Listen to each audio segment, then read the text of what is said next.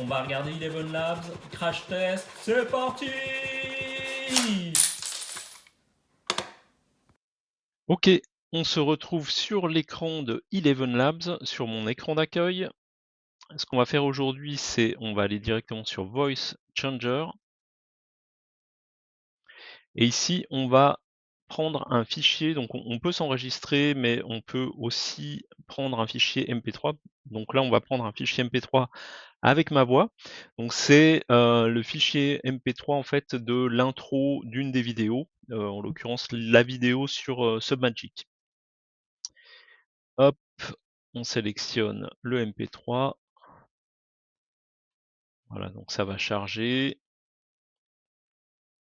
Est-ce qu'il est déjà chargé? Est-ce qu'on peut écouter donc l'original? Aujourd'hui, on découvre comment créer des sous-titres en automatique sur une vidéo. Alors, est-ce que c'est vraiment 100% automatique? Est-ce qu'il y a des bugs? Qu'est-ce qu'on peut faire en gratuit avant de passer en payant? L'outil, c'est Submagic et le crash test commence maintenant. Voilà, donc on m'entend bouger la souris et puis envoyer les lettres en l'air. Donc c'est l'intro un peu péchue donc d'une des vidéos. On va maintenant ici donc cliquer sur générer pour commencer le traitement. Donc on a une voix qui est ici donc Top France, donc la voix Caroline. Donc on va donc voilà, donc elle est sélectionnée, c'est bien. On a le modèle Eleven V2, stabilité, similarité, exagération du style. Donc voilà, on a les différents paramètres de positionner. OK, eh bien on crée maintenant, donc là j'ai 10 000 crédits restants. On va générer le discours et on va voir ce que ça donne.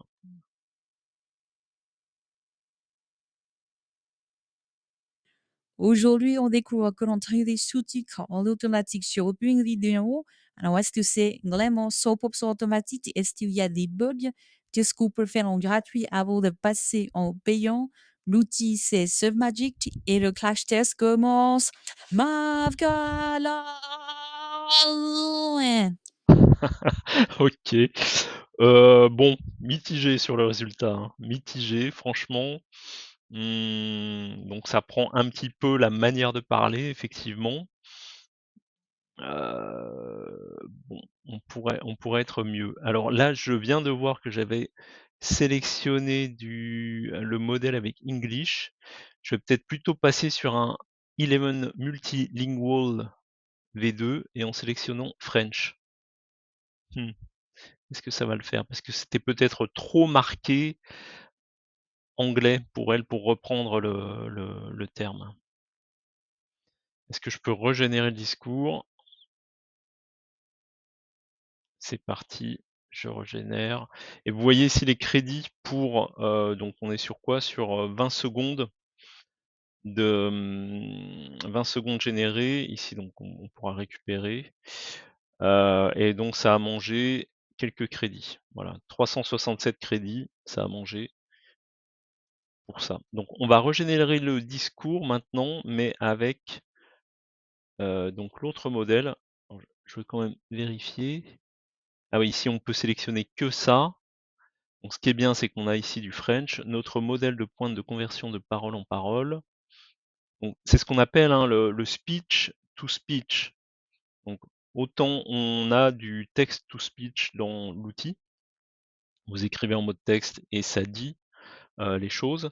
Par contre là, ce qui est vraiment sympa dans la partie speech to speech, c'est vous voyez à la fin quand je dis: «Maintenant», elle reprend quand même, bon même si c'est pas top, hein, avec le modèle English, on va voir ce que ça donne avec le multilingue, mais ça reprend les intonations. Donc ça, c'est intéressant.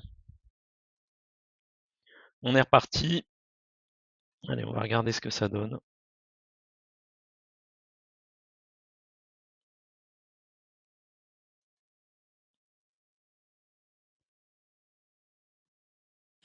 Aujourd'hui, on découvre comment créer des sous-titres en automatique sur une vidéo. Alors, est-ce que c'est vraiment 100% automatique? Est-ce qu'il y a des bugs? Qu'est-ce qu'on peut faire en gratuit avant de passer en payant? L'outil, c'est Submagic et le crash test commence maintenant. OK, bon c'est beaucoup mieux, c'est beaucoup mieux. Bon bah voilà, vous savez ce qu'il vous reste à faire, c'est si vous voulez faire des speech to speech en français, avec Eleven Lab et bien vous sélectionnez le multilingual et là vous aurez quelque chose de vraiment top. Très bien, bah écoutez, c'est tout pour cette vidéo. On se retrouve dans la prochaine. Salut!